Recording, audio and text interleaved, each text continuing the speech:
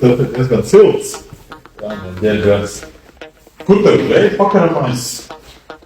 Tiešām Nav pagaidā. nav, kas uztais vēja pakaramo.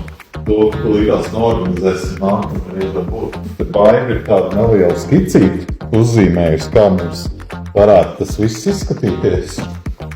Mūsu birojas šī pusē. Šeit būs priekšā tā kā liels plaukts.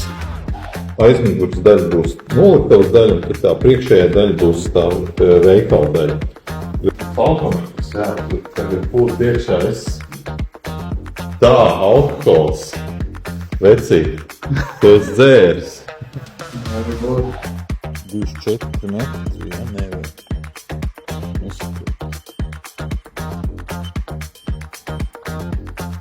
Šeit būs tā parauga zāles.